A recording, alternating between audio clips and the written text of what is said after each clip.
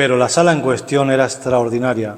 Al principio parecía una habitación que no se salía de lo normal, pero después de frecuentarla por algún tiempo se descubrían en ella características siniestras. Era un cuarto silencioso, de una mudez absoluta. En sus ricas alfombras y tapicerías se ahogaban todo tipo de pisadas. Ni siquiera un forcejeo o la caída de un cuerpo producían el más ligero ruido. Otra característica era lo apagado de sus colores y la luz, que parecía estar siempre filtrada por un tamiz. Bueno, bienvenidos a nuestra mesa de disección.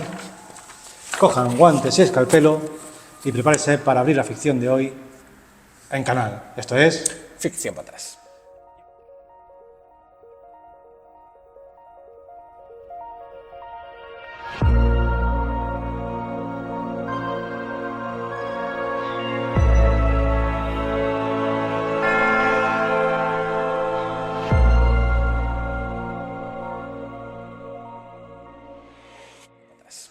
Y ahora sí, buenos días, buenas tardes, en este 2025. Feliz año nuevo. Feliz año nuevo. Espera, yo es que ahora mismo tengo un poco de despiste porque no sé en qué día estamos ahora mismo. Pues mira, hoy estamos en 12 de enero de 2025. Vale. Así, O sea, hemos tenido el primer capítulo del año ya con Chris. Con Chris, efectivamente. Vale. Entonces, aunque ya celebramos con ella, bueno, felicitamos el año nuevo, pues no está de más felicitarlo porque bueno, todavía estamos a comienzos de este 2025. Es muy raro esto de felicitarte el año Sí. cuando todavía no es Navidad. Sí, sí, pero bueno, cierto. estamos a las puertas, pero... Efectivamente. Como digo, eso es domingo 12 de enero. Sí. Bonito día, se ha quedado, ¿no?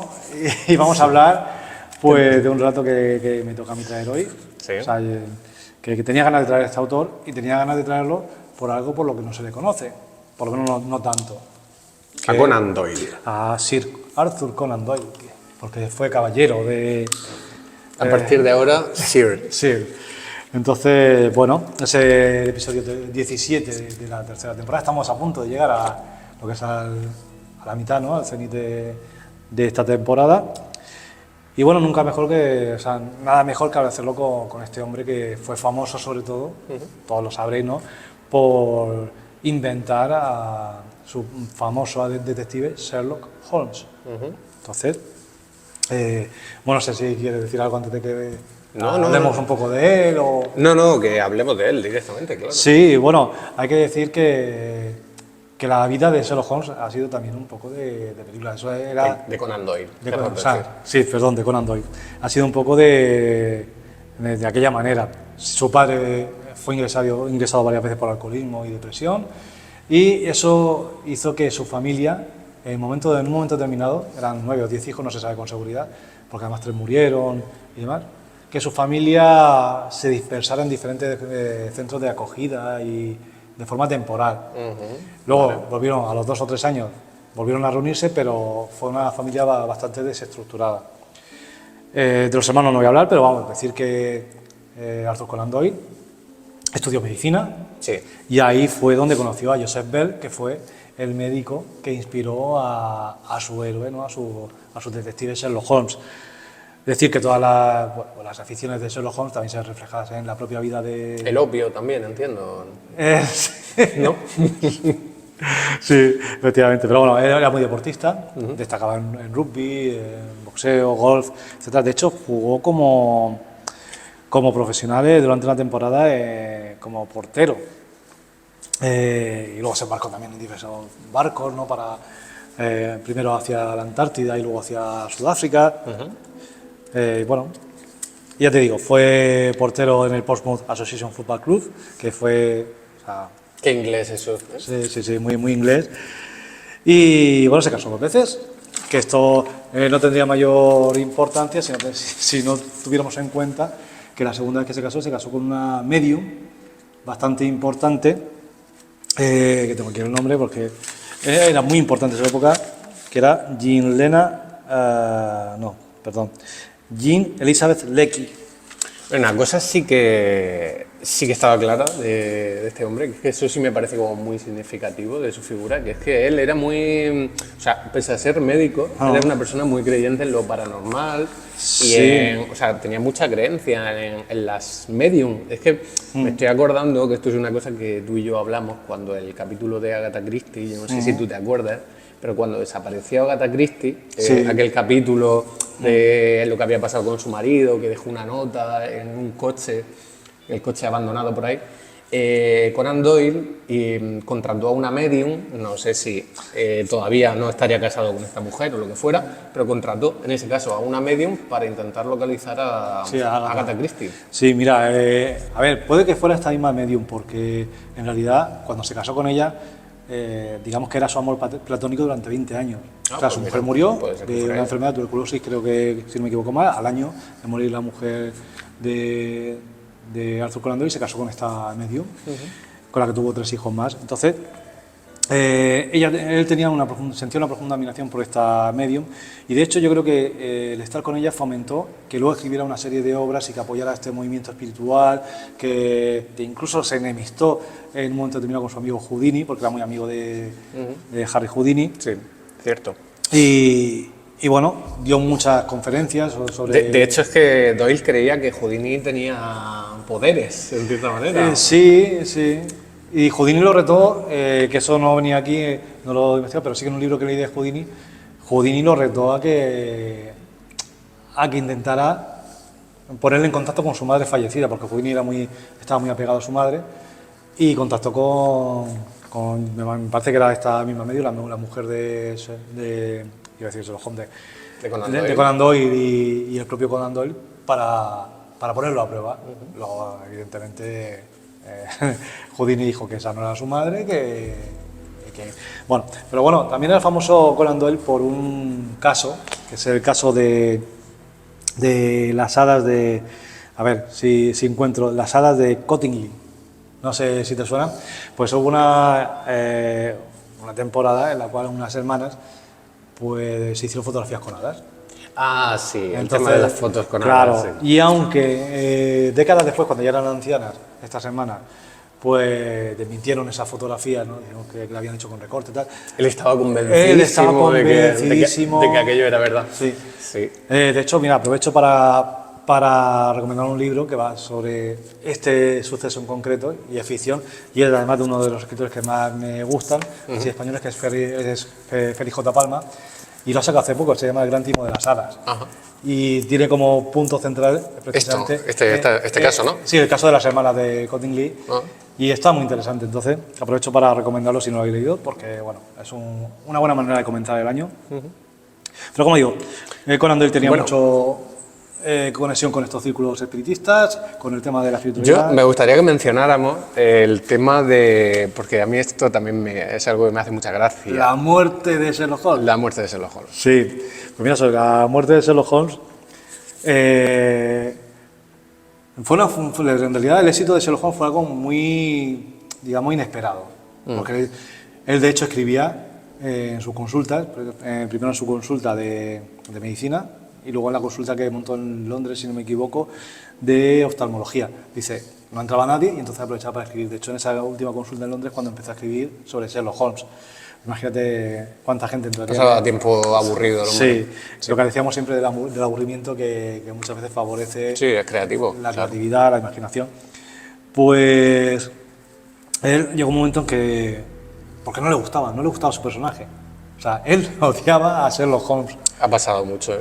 Imagino también que porque él había escrito cantidad de obras, de hecho escribió entre 20 y 30 obras de ficción, libros de historia sobre 2 guerras, varios títulos de ciencia paranormal, 3 de viajes, 1 sobre literatura, varias obras de teatro, 2 libros de criminología, 2 panfletos políticos, 3 programarios, un libro sobre la infancia y una autobiografía, y lo que más destacaba de él, todo el mundo, era Sherlock Holmes, por lo que más se le conoce incluso hoy en día, ¿no? Y él se lo dijo a su madre. Le dijo... Voy a matar a Sherlock. Voy a matar a Sherlock Holmes. Que ya sé, que decía que le estaba gastando la mente. Y su madre le dijo, la gente no se lo va a tomar de buena manera. No. A mí me resulta divertido porque al final lo acaba despeñando, ¿no? Por un acantilado, si no me equivoco. En el problema final. En el problema final. Y bueno, no se ve a Sherlock Holmes muerto. En ese sentido fue fino. Fue precavido, fue prudente. No, sí, porque, hombre, no es lo mismo que ver a tu héroe agonizando, muriendo, ¿sabes? Otra cosa es que lo haces desaparecer, ha caído por un acantilado. Sí. Pero lo tuvo que resucitar por clamor popular, porque la gente efectivamente no se lo tomó nada bien. Sí, pero esto es muy Misery, ¿eh? Sí, También. pero tú fíjate que aguantó 10 años. 10 años de cartas con súplicas, con amenazas, Sí, con insultos, imagino. Sí, claro. todo el mundo, sobre todo el público británico, pidiéndole que resucitara a Sherlock Holmes. Sí. Pero bueno, Conan Doyle hizo muchos viajes, sobre la última parte de su vida dando conferencias sobre espiritismo y demás, y al final pues murió el 7 de julio de 1930 en Crowborough, de un ataque al corazón. Y allí hay una estatua suya, para que quiera ir a visitarla, y poco más. Y ya si te parece, Sí, pues vamos con la historia. bueno, pues la historia, que no lo hemos dicho todavía, se llama El cuarto de la pesadilla. Y están muchas antologías, ¿no? Pero esta en concreto está en El Parásito y otros cuentos de terror de Valdemar, que publicó en 2020, hace poquito. Vale. Entonces, el relato apareció por primera vez en The Strand Magazine en diciembre de 1921. O sea que luego veremos la importancia de esta fecha, ¿no? por lo que sucede. Y voy a hacer un breve análisis, un breve resumen. Venga. El relato habla de los Mason, de Lucila y Archie. Son un matrimonio bien avenido, pero con cierta tensión conyugal, Sí. ¿no? Es un empresario rico, es un banquero, bastante rico, y ella es una bailarina francesa que digamos que ha sido expatriada expatriada. Sí, la ha expatriado este hombre para llevársela a su tierra y casarse con ella. No forzoso, o sea, No, pero queda en evidencia, en cierta manera, como que ella Ha tenido que renunciar. ha tenido que renunciar a su vida para vivir de manera un tanto austera, pese a que él es rico. Pero bueno, sí. Efectivamente, entonces, bueno, la escena comienza con ella recostada en una especie de diván, un sofá, aparece él, bueno, ella leyendo, la primera imagen es ella recostada y leyendo una carta bastante... Una carta sospechosa. Sí, pero ella pone caras, ¿no? Sí, hay sospecha ahí. Sospecha, y aparece en escena pues el marido, de una manera pues muy dramática, ¿no? Y la acusa de las primeras palabras que cruza con ella es que lo quiere envenenar, porque ha encontrado un frasco de veneno y una serie de pruebas que la incriminan. Ella al principio lo niega todo, o por lo menos no lo desmiente, ni confirma ni desmiente. Y bueno, él bastante defraudado, tiene una pequeña conversación con ella, hasta que aparece, pues, bueno, le roba la carta, ve que la carta está escrita por un amigo común, que es el capitán Campbell, y justo en ese momento, pues él, digamos que en plan sufridor, ¿no? En plan víctima, dice, bueno, pues si te quieres ir con él, yo te dejo el camino libre y... Le plantea el divorcio. Sí, pero un divorcio más bien tirando a viudez. Lo deja caer. En ese momento aparece Campbell, el capitán. Ella no quiere que pase, él que sí, al final pasa. Y él, pues digamos que expone la situación. Dice, no, tranquilo, que yo sé lo que está pasando, pero esto no es necesario, esto lo vamos a arreglar como hombres. Vamos aquí a ver que ella decida, y si no, mejor. Vamos a tomarnos, a jugarnos. Le plantea el hecho como de, efectivamente, aquí está el veneno, que ella decida quién de los dos se tiene que quitar por medio. Cosa rara cuando le ha planteado el divorcio anteriormente, pero bueno, sí, es como, vale, decide tú aquí y ahora cuál de los dos tiene que morir. Lo que pasa es que al final deriva, y bueno, venga, vamos a echarlo a las cartas, vamos a quitarnos una baraja y vamos a jugar a ver quién muere. Como ella digamos que no decide, lo vamos a hacer entre nosotros, ¿no? Aquí un pacto entre caballeros. Al final se van a poner ahí y de repente aparece en escena un tercer hombre, una cuarta persona que estaba escondida, y esa persona, digamos que que en un momento determinado sale de su escondite y desbarata todo este embrollo, Sí. pues con un efecto sorpresa, que es el de decir que, bueno, que hay que insinuar, ¿no?, abiertamente que es un rodaje. Sí, de hecho dice literalmente, entonces y solo entonces descargó el rayo. El tercer hombre se había erguido pálido y muy serio. Los tres restantes se dieron cuenta súbitamente de su presencia y se volvieron hacia él con expresión de ansiosa interrogación en sus miradas. El hombre los miró con frialdad, con mala cara, con algo en su actitud que denotaba que él era el amo allí. ¿Qué tal?, preguntaron los tres al mismo tiempo. Un desastre, les contestó, un desastre. Mañana volveremos a rodar toda la escena. Efectivamente. Y así es como concluye esta historia. Entonces, mucha gente al otro lado del audio, ¿no?, o de la cámara, se preguntará que por qué he elegido este relato. Y la verdad es que tiene varios temas sobre los que hablar. A ver, sí que digamos que es un recurso que ahora pues, parece muy manido, el efecto sorpresa pero sí que es cierto que en su época, estamos hablando de 1921, el cine estaba, pues, digamos, naciendo, ¿no?, un poco expandiéndose a nivel cultural, y creo que entonces sí que podía ser un recurso bastante efectista. Sí, era novedoso en aquel momento. Sí. Claro, a ver, hay una cosa que a lo mejor no hemos reparado mucho en el resumen, que es que al principio se repara mucho en la sala, Sí. en el salón. Y de hecho se dice como que la parte que da a la ventana es la que está más engalanada, más adornada, pero que luego hay una parte al fondo que está más oscura, Sí. que apenas hay detalles, ¿no?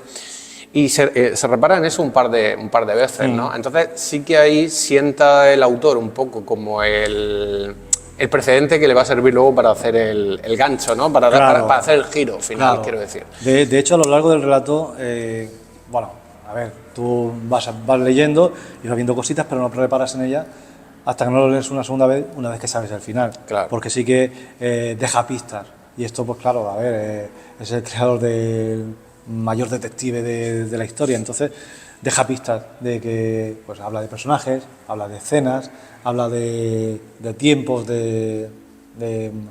digamos, de actuación dentro de esa sala. Entonces, digamos que está durante todo el rato dando pautas de que es una sala que se usa para un determinado momento, de que las personas que están en la sala no son igual dentro que fuera de ella. Entonces, digamos que va dejándolo caer muy sutilmente, porque en eso, pues, Conan Doyle es bastante Sí, a ver, hábil. todo buen autor sabe sembrar el giro que va a dar. Sí. El tema es lo que tú dices, que efectivamente esto, has dicho que el relato es del 21, 1921, vale, hace más de 100 años. Claro, en aquel momento yo pienso que el incluir el cine dentro de un relato era algo totalmente inesperado. O sea, obviamente es como el lector no se iba a esperar que la resolución iba a ser esa. Entonces, claro, sí funciona bien en tanto en cuanto es algo que no esperábamos. Es algo que al final, pues bueno. Un truco que ya no se usa tanto, o sea, obviamente este tipo de trucos ya no son tan efectistas, no funcionarían tan bien. No obstante, yo creo que funciona. Aquí en este caso, por lo menos a mí me funcionó el hecho de leer una historia y de repente, pues, ver que era otra cosa. O sea, aquí sí que muy hábilmente te lleva hacia una escena que parece muy de telenovela, ¿no? Muy dramática, muy teatral, con poses. Pues estaba, pues, como decía la mujer, recostada sobre un codo, que es una postura incomodísima para estar más de 2 minutos. El hombre, cuando entra en la sala, que entra, pues, también con un pecho hacia afuera, con los brazos cruzados, como muy para la cámara, ¿no? Y luego cuando entra el capitán en escena, igual, todo apunta hacia esa escenografía teatral o cinematográfica. Pero aún así, digamos que yo no lo esperaba, que fuera luego un rodaje, porque de hecho no hay muchos más detalles acerca de... Hay algo que eso sí yo lo advertiría, porque vamos a ver, obviamente los lectores de 2024, ya 2025, no van a ser los mismos que los de 1921. Y no lo vamos a ver con los mismos ojos. No. Entonces, hay una serie de cosas que claro, que yo advertiría si alguien leyera esta historia ahora, porque han sido cosas que a mí al final me han llamado la atención, ¿no? Porque, ¿cómo te diría yo? La situación que se da, y esto hemos hablado tú y yo antes de grabar, ¿no? La situación que se da es algo que a día de hoy no tiene cabida. No.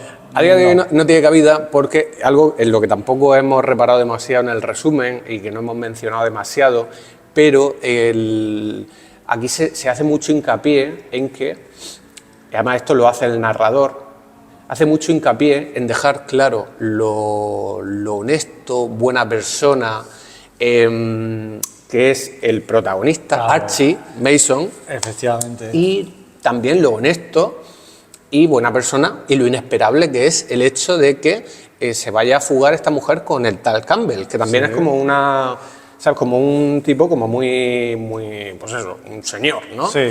Y sin embargo, la que sí que queda mal, porque mira, se empieza hablando de Lucila, dice, se había observado que los perros retrocedían al aproximarse a ella y que los niños se echaban a llorar y huían cuando pretendía acariciarlos. El instinto es más perspicaz que la razón. O sea, hay una crítica a ella en particular, ¿no? Efectivamente. Aquí hay que tenerlo en contexto, ¿no? Porque la época, pues, hace más de 100 años. No, pero claro. Pero sí que es verdad que, lo hemos hablado antes, aquí hay un machismo muy patente y un hermanamiento ridículo entre los dos hombres, ¿no? Simplemente por ser hombres. Entonces, esto también era algo que quería destacar porque es bastante... Pero es que mira, es que quería irme directamente a los párrafos porque es lo que lo mejor lo evidencia. Sí. Dice Campbell, cuya historia no era otra cosa que una larga cadena de sacrificios, de valor, de todas las cualidades que distinguen al hombre destacado. También él era una víctima más de esta sirena y se había visto arrastrado hasta el punto de traicionar, si no de hecho, con la intención al menos, al hombre cuya mano estrechaba como la de un amigo. O sea, pobre de él, pobre de Campbell, del amante, porque es una víctima. Pobre de, por supuesto, de Mason, que dice, era un hombre de los que solo se encuentran entre 1 millón, filósofo, pensador, poseedor de una simpatía llena de comprensión y de ternura hacia los demás. Claro, o sea, habla así, pero sin embargo, ella conocía detalles de su vida pasada, la echaron a perder desde la cuna a fuerza de mimos, de falta de frenos, de no domar sus instintos, de dejarla que se saliese siempre con la suya, a fuerza de astucia, de belleza y de encantos. Vale, lo que tenemos aquí, que era lo que tú y yo hemos hablado previamente antes del relato, es del estereotipo de la femme fatal, de la mujer fatal. Exacto. Claro, si yo me voy al contexto, yo entiendo, porque el estereotipo es muy antiguo. Sí. Si yo me voy al contexto de esta historia, yo entiendo que los lectores todavía pueden picar billete, pueden aceptar esta premisa, ¿no? Sí. Y pueden aceptar a lo largo del relato que, oye, pues se le está pintando así a esa mujer una pérfida, que estaba a punto de envenenar a su marido para poder irse con el otro. Sí. Y que de hecho cuando es descubierta ruega perdón, perdóname, ¿sabes? Le implora que le perdone. Y el otro la salva de la situación diciendo, no, vamos a decidir como hombres, ¿no? Sí. O sea, y casi que le hace un favor a ella, ¿no? Pero al final lo que tenemos es eso. Ajá. Entonces, a mí me parece, y te decía yo antes, que me has dado una oportunidad muy buena para hablar de este estereotipo, porque nunca hemos hablado de, No, la verdad es que no. de la mujer fatal. Y claro, es que cumple, en esta historia, este personaje cumple, porque al final la situación, lo que viene a hablarnos, el tema, el tópico, es la mujer fatal. Sí. Y esta situación. Totalmente, sí. Y ella cumple con todos los rasgos de la mujer fatal, es decir, es bella, Ajá. exótica, Sí. bailarina, Claro. tal, por supuesto inteligente, astuta, manipuladora y ambigua, moral y casi sexualmente, podemos decir. Vale, claro, ¿dónde he visto yo esto antes, no? Esta es la historia de Dalila, es la historia de Salomé, es la historia de Circe, es la historia de las propias sirenas que menciona el autor, ¿no? O sea, una mujer que manipula a través de su belleza, a través de su astucia, la mala. Claro, aquí se trata de la culpabilización de la mujer, ¿no? Y la victimización del hombre. Total, hay Entonces, una victimización total, claro. porque ellos son dos varones, los dos, Claro, son efectivamente, víctimas. Efectivamente, y fíjate que ellos para sí mismos no alaban nada más que cosas que son superficiales. O sea, en realidad no aluden a sentimentalismo ni a nada emocional, ¿no? Que es algo que, bueno, que lo atribuyen a ella. A ella, al lado femenino, claro. Y de forma, pues, como hemos dicho, muy pérfida, muy nefasta, como muy venenosa, ¿no? De hecho, hay un momento en el cual dice que, bueno, a colación de la carta que descubre y pues esta huida que iban a hacer Campbell con Lucila, dice que solución tan endemoniada era producto del cerebro astuto y malvado que maquinaba sus planes dentro de aquel cuarto maravilloso. Claro, que aquí también, no sé si se refiere a ella o se refiere al guionista o al director. Puede ser que se refiera a ambos, pero bueno, ya sabiendo sí, el juego. Pero claro, aquí es el juego este de jugar con las palabras y engañar al lector. Sí, a mí sobre todo es porque, mira, me interesa esto, me interesa el hecho de que un estereotipo que durante mucho tiempo no se le ha hecho una revisión, a día de hoy sí que es algo que se ha revisado, ¿no? Es algo que ya se ha revisionado y se ha visto que el problema es que no es un personaje real. Este es un problema que tengo yo en general con los personajes que no son realistas. En realidad, y esto es algo que ya digo, se han vertido ya chorros de tinta sobre ello, el personaje de la Femme Fatale no es tanto un personaje realista o real, sino un miedo masculino, que es el miedo masculino a que la mujer pueda ser independiente, autónoma, con capacidad de decisión o que no tenga tapujos a la hora de expresar su sexualidad. Claro, gracias a Dios ya a estas alturas de la película, pero no por nada, por la propia narrativa, sí. O sea, y socialmente obvio también, ¿no?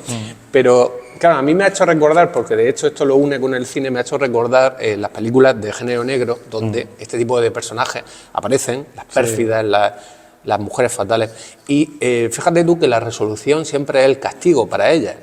Ellas acometen lo que tienen que hacer, mueren sus víctimas masculinas y ellas acaban siempre siendo castigadas. Con lo cual la conclusión acaba siendo: no seas así, porque si eres así acabarás mal. Entonces me parece como una figura muy aleccionadora, muy moralista, de todas formas también hay que tener en cuenta que aquí incluso se ve reflejado también que aunque ella no sea castigada de forma directa, también lo es de una manera indirecta, ¿no? Con la culpabilidad de decir, bueno, yo voy a morir pero por tu culpa. Porque claro, no es un castigo así, digamos, infligido sobre su cuerpo ni nada de eso, pero sí que es un castigo moral. Sí, llevarás contigo la culpabilidad de que yo muera, ¿no? De mi propia muerte. Y luego hay una cosa un subtexto que hay que tener en cuenta también, que en realidad este estereotipo, estamos hablando de una actriz, de un personaje de ficción cinematográfica, una actriz, ¿no?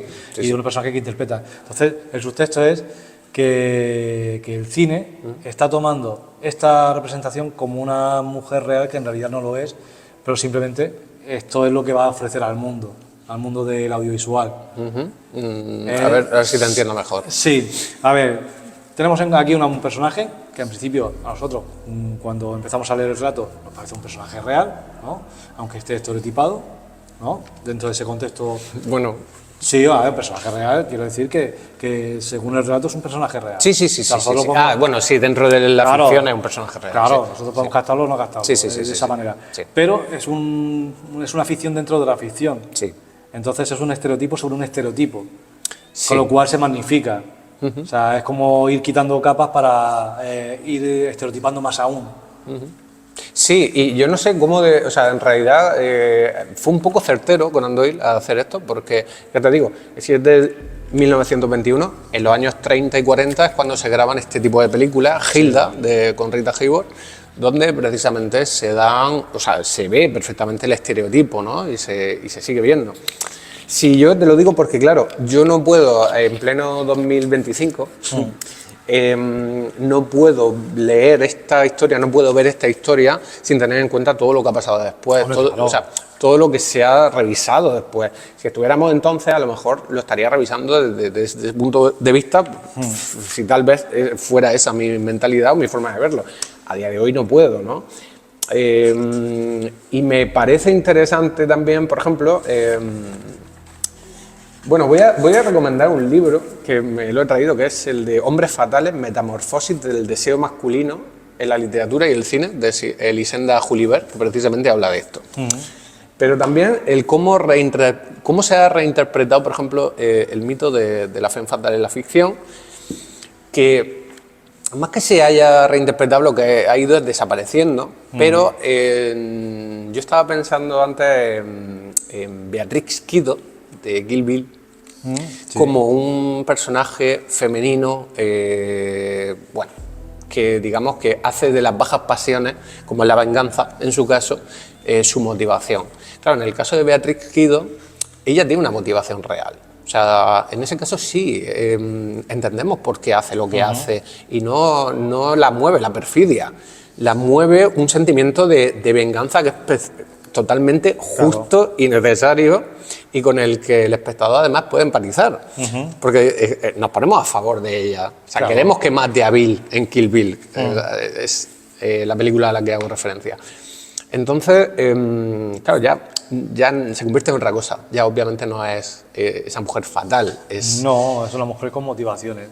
Sí, es un personaje, pero ya te digo, un personaje que nos parece más realista. Claro, efectivamente. Obviamente.